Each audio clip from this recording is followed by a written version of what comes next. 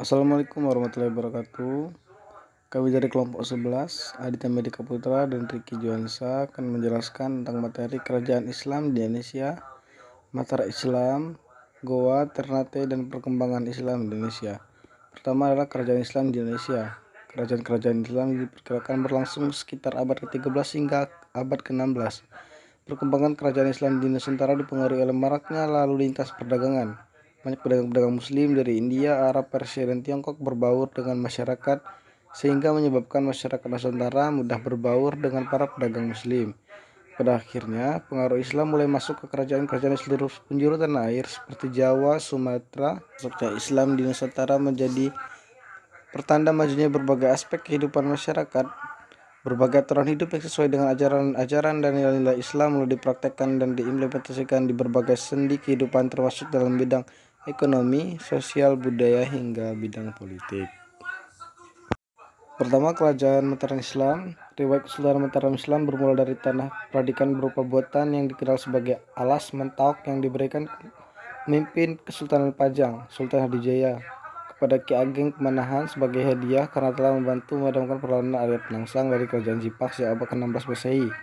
Tepatnya tahun 1586, Wangsa Mataram di bawah pimpinan Danang Sutawijaya alias Penambian Senapati berhasil menyatukan beberapa wilayah untuk bersama-sama melakukan perlawanan terhadap Kesultanan Pajang. Hingga akhirnya Sultan Pajang berhasil menyerahkan kekuasaan kepada Penambian Senapati yang sekaligus menjadi awal riwayat berdirinya kerajaan baru bernama Kesultanan Mataram Islam. Kesultanan Mataram di bawah pemerintahan Hanyakarakusuma dikenal sebagai puncak kekuasaan Mataram dan masa keemasan kekuasaan asli Jawa sebelum imperialisme Eropa pada abad berikutnya. Pada 1641, utusan Jawa yang dikirim Hanyakarakusuma ke Arab telah tiba sampai mendapat izin menyandang gelar Sultan dari Mekah. Pada 1645, Sultan Agung mulai membangun Imogiri sebagai tempat pemakaman, sekitar 15 km selatan Yogyakarta. Imogiri tetap menjadi tempat peristirahatan sebagian besar keluarga Kasunanan, Surakarta, dan Kesultanan Yogyakarta hingga saat ini. Lalu keruntuhan Kesultanan Mataram Islam. Setelah Sultan Agung wafat, tahta kesultanan diserahkan pada putranya yakni Susuhunan Amangkurat I. Di bawah pimpinan Amangkurat I, ia memindahkan lokasi keraton ke Pleret. Sejak saat itu, gelar Sultan diganti menjadi Sunan. Berbeda dengan ayahnya, Amangkurat I justru bukan sosok anti VOC. Ia justru berteman dengan VOC. Tahun 1677, Susuhunan Amangkurat I meninggal. Putra mahkota di langit menjadi Susuhunan Amangkurat II. Di masa kepemimpinan itu, Susuhunan II memindahkan pusat pemerintahan ke Kertasura. Belanda pun itu mulai menguasai sebagian besar wilayah kerajaan Mataram saat Raja Amangkurat II memimpin. Hal ini kemudian membuat rakyat menderita karena kebijakan-kebijakan yang dibuat oleh Belanda. Kepemimpinan Kesultanan Mataram terus berganti. Tahta kerajaan diwariskan kepada Amangkurat III, Prakubawana I, Amangkurat IV, dan Prakubawana II. Pada 11 Desember 1749, Prakubawana II mendatangi penyerahan kedaulatan Mataram kepada VOC. Namun secara de facto, Mataram diteduhkan penuhnya pada 1830. Pada 13 Februari 1755 menjadi puncak perpecahan kerajaan Mataram Islam, dengan terjadinya perjanjian Giyanti yang membagi kerajaan Mataram menjadi dua, yaitu Kasunanan Surakarta dan Yogyakarta. Pada 1757 terjadi perjanjian Salatiga. Setelah Perang Diponegoro selesai, seluruh daerah kekuasaan Surakarta dan Yogyakarta dirampas oleh Belanda. Akhirnya pada 27 Desember 1830 terjadi perjanjian Klaten. Akhirnya secara permanen kerajaan Mataram diserahkan kepada Belanda lewat perjanjian tersebut. Kerajaan Goa. Naskah Paturiolang Goa menyebutkan bahwa Wangsa Goa berasal dari perkawinan antara seorang Tumanurung, semacam ras makhluk langit legendaris, dan seorang Karaeng Bayo. Ditafsirkan oleh arkeologi Francis David Bulbeck sebagai perkawinan antara wanita bangsawan setempat dan penguasa Bajau. Bukti genealogis dan arkeologis mengisyaratkan bahwa pembentukan negeri Goa terjadi pada sekitar tahun 1300. Para ahli mengaitkan kemunculan Goa dan negeri-negeri Sulawesi Selatan lainnya dengan intensifikasi pertanian dan pemusatan pemerintahan besar-besaran pada abad ke-14 yang dipicu oleh naiknya pemerintahan luar bagi beras Sulawesi Selatan. Dalam perang tahta antara dua putra Karaeng Goa ke-6 pada akhir abad ke-15, Batara Goa mengalahkan adiknya Karaeng Loerisero. Karaeng Loerisero kemudian mundur. Tuni Palangga sekitar 1546-1565 memperluas pengaruh Goa melalui serangkaian aksi militer. Ia juga melakukan inovasi dalam bidang teknologi persenjataan dan pertahanan. Pada masa pemerintahannya, Goa mengalahkan seluruh pesaingnya di pesisir barat dan memperluas pengaruhnya hingga ke wilayah Sulawesi Tengah. Perluasan pengaruhan Goa di barat memicu respon agresif dari Bone Timur. Perang meletus pada awal 1560-an dan berakhir 1565 dengan kekalahan Goa. Tuni Bata, saudara dan penerus Tuni Palangga, mati dipenggal oleh musuh. Selepas kematian Tuni Bata, penguasa Talatune Makoayang naik sebagai Tuma Bicara Buta, Perdana Menteri pertama Goa, dan mengangkat Tuni Jalo, putri Tuni Bata, sebagai penguasa Goa. Sejak saat itu, penguasa Goa dan Talo berbagi posisi dalam memimpin keseluruhan negeri Goa Talo. Budaya dan masyarakat kerajaan Goa sebagai negara maritim, maka sebagian besar masyarakat Goa adalah nelayan dan pedagang. Mereka giat berusaha untuk meningkatkan taraf kehidupannya. Bahkan tidak jarang dari mereka yang merantau untuk menambah kemakmuran hidupnya. Norma kehidupan masyarakat diatur berdasarkan adat dan agama Islam yang disebut Pangadakan, dan masyarakat Goa sangat percaya dan taat terhadap norma-norma tersebut. Masyarakat Goa mengenal lapisan sosial yang terdiri dari lapisan atas yang merupakan golongan bangsawan dan keluarganya yang disebut dengan anak karung atau karaeng, sedangkan rakyat kebanyakan disebut tomaradeka, dan masyarakat lapisan bawah disebut dengan golongan ata.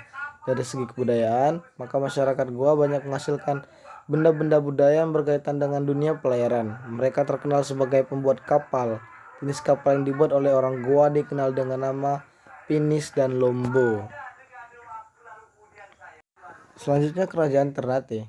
Tahun 1257, Momolek Cikau, pemimpin Sampalu, terpilih dan diangkat sebagai Kolano pertama dengan gelar Bab Masur Malamo 1257 sampai 1272. Kerajaan Gapi berpusat di kampung Ternate yang dalam perkembangan selanjutnya semakin besar dan ramai, sehingga oleh penduduk disebut juga sebagai Gan Lamo atau Gamalama atau kampung besar. Semakin besar dan populernya kota Ternate sehingga kemudian orang lebih suka mengatakan kerajaan Ternate.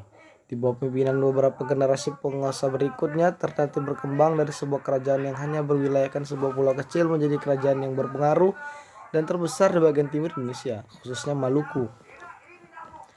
Kedatangan Islam, masyarakat Ternate sudah mengenal Islam sejak abad 13 dari pedagang Arab. Namun Islam mulai disebarluaskan sejak abad ke-15. Setelah marhum wafat, anaknya Zainal Abidin menggantikannya. Ialah yang menjadikan Islam sebagai agama resmi kerajaan dan meninggalkan gelar Kolano dan menggantinya dengan Sultan. Syariat Islam diberlakukan dan membentuk lembaga kerajaan sesuai hukum Islam dengan melibatkan para ulama. Kedatangan Portugal dan perang saudara. Tahun 1512, Portugal untuk pertama kalinya menginjakkan kaki di Ternate di bawah pimpinan Francisco Serrao. Atas persetujuan Sultan, Portugal diizinkan mendirikan pos dagang di Ternate. Sultan Bainullah wafat meninggalkan pewaris yang masih sangat belia, janda Sultan Permaisuri Nukil dan Pangeran Turawi Sesa. Adik almarhum Sultan bertindak sebagai wali. Terjadi konflik di antara mereka dan Portugal memanfaatkan kesempatan ini dan mengadu domba keduanya hingga pecah perang saudara. Kubu Permaisuri Nukila didukung Tidore, sedangkan Pangeran Taruwese didukung Portugal. Setelah meraih kemenangan, Pangeran Taruwese justru dikhianati dan dibunuh Portugal.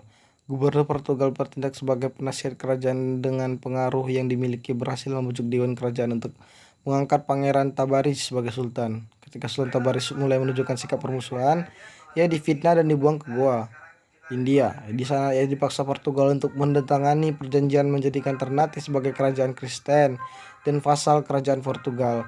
Namun perjanjian itu ditolak mentah-mentah oleh Sultan Khairun. Pada saat Portugal terdesak, mereka meminta perjanjian damai dan mengundang Sultan Khairun, tetapi Sultan yang tanpa pengawasan itu dibunuh oleh Gubernur Portugal, Lopes de Mesquita. Perlawanan rakyat Maluku dan kejatuhan Ternate. Pada tahun 1641, dipimpin oleh Raja Muda Ambon, Salhakan Luhu, puluhan ribu pasukan gabungan Ternate, Hitu, dan Makassar menggempur berbagai kedudukan di Belanda di Maluku Tengah. Tetapi ia berhasil ditangkap dan dieksekusi mati bersama seluruh keluarganya pada tanggal 16 Juni 1643. Tahun 1650, para bangsawan Ternate mengorbankan perlawanan di Ternate dan Ambon. Pemberontakan ini dipicu di Sultan Mandasya yang terlampau akrab dan dianggap cenderung menuruti kemauan Belanda. 7 Juli 1683, Sultan Sibori terpaksa mendatangani perjanjian yang intinya menjadikan Ternate sebagai kerajaan independen Belanda. Perjanjian ini mengakhiri masa Ternate sebagai negara berdaulat. Meski telah kehilangan kekuasaan mereka, beberapa Sultan Ternate berikutnya tetap berjuang mengeluarkan Ternate dari cengkraman Belanda.